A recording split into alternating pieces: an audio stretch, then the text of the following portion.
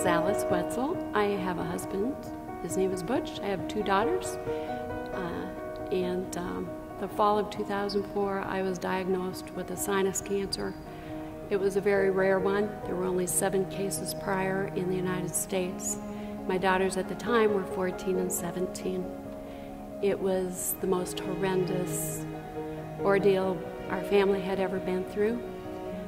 It was terrifying. I would say it felt like evil hammered down on our family relentlessly. The most agonizing part of it were thoughts of my daughters. The thought of leaving them was too hard to bear. It was a war, a battle in my mind. I ran down every trail of all the what ifs. What if I'm blind? What if I don't make it? What if this? What if that? Why did I do this? How did I get this? What did I do to get it? The first surgeon I saw, the only words he spoke to me were, "If anyone can help you, it won't be me." The second doctor was much more optimistic. He says, "Oh, there's definitely things we can do. We need to do them right now in the next couple of days. I have a friend who can do this." And our conversation ended with, "They do great things with prosthetic eyes." We left that appointment devastated, knowing that we were on our own to find our own surgeon. And through a connection at New Hope, we were directed to Iowa City. It was our second or third choice, knowing that our praying people were going to play a critical role in this whole journey that was about to begin. I would have 7 surgeries in all, 1 to take the cancer, 6 from all kinds of compounding complications. My first surgery was a 16-hour surgery. In the wee hours of the following morning, my doctor came to speak to my family, my husband, my daughters, and he said that it had gone much farther than he thought. They did remove the wisdom teeth, reconstructed my eye area with titanium, went through the top of the head, and an incision down the front of the face. And he said, "She's in a coma. She may not come out of it for 2 weeks. We may have some brain damage because we had to do much more extensive work than we counted on." My chances of beating this cancer were reduced from 50% down to 15 to 25%. A week later, they discovered a staph infection, which caused another surgery, and that eventually would cause me to lose my forehead, being removed, replaced with a muscle from my side. I felt like we would come to a point where we'd conquer something and I'd come up for air and we'd get clobbered right back down. Over and over. My doctor said that you can go see her now. And my husband was devastated. He left the room to go find our daughters, and one was pulling him to go see me. The other one was pulling the other direction, terrified to come see me. I remember waking up and knowing I still have my eyesight. I couldn't focus. My eyes were swelled. My face was swollen. But I had goop all over my eyes, but I could sense light, and I knew I still had my vision.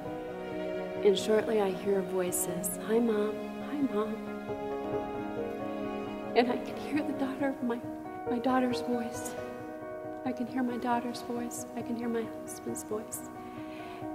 And I remember thinking, I'm doing this. And I hear Emma say, she wants to write something. And I hear my resident doctor say, she can't write anything. I hear Annie say, get a pad, get a paper. And then I hear my resident say, as I'm writing again, I picture this, but I'm doing this.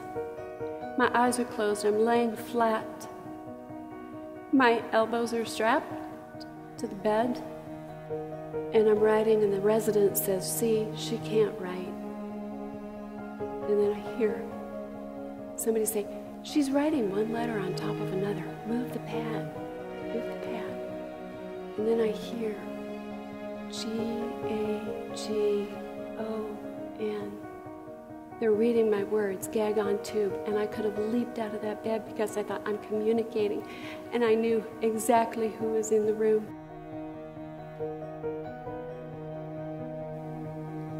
Several weeks into my stay at the hospital in Iowa City, it was in the middle of the night, it was quiet, it was silent, Butch was sleeping on the cot beside me, as someone did every single night. It was snowing heavy. I got up out of my bed and I looked outside, and the street was deep. Everything was covered with a white blanket, and I could see a wing of the hospital across the street with just a few lights in the rooms peppered that held patients in all those rooms. And I thought to myself, I'm just one little pebble here.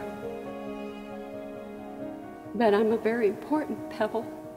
I'm a treasure. I am a treasure to God. He does love me.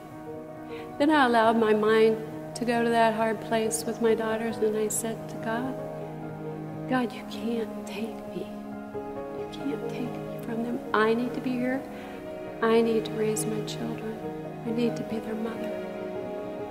And I heard him say, do you trust me? Don't you trust me? And I finally had to say, yes, I trust you. I trust you. And to me, that didn't mean you're gonna fix all this, Lord. It just meant simply, I trust you, Lord, whether you choose to take me home or you choose to take care of my children. It was total surrender, 100% surrender. That quiet night was my night of be still and know that I am God. I was surrounded by so many wonderful people that brought good news. The power of the word was incredible. It had the power to remove the negative thoughts and replace them, but it had to be continual. I had to either have music on constantly, or I would say to my daughters, read to me, read to me. Philippians 4:4-8, that was one of the first cards I received, and it seemed to set the tone for the whole journey, and it begins with rejoice. I say it again, rejoice. In the midst of my situation, a situation I had no control over, but it gave me something to do. Rejoice. I could be obedient to that. Didn't always make sense.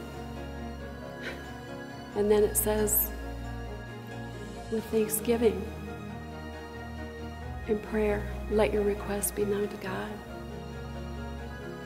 I had an incredible praying army.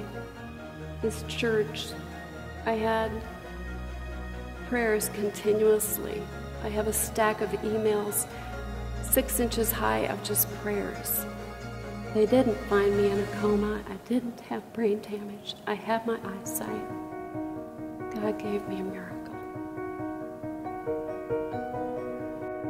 My name is Alice, and I found hope in the name of Jesus.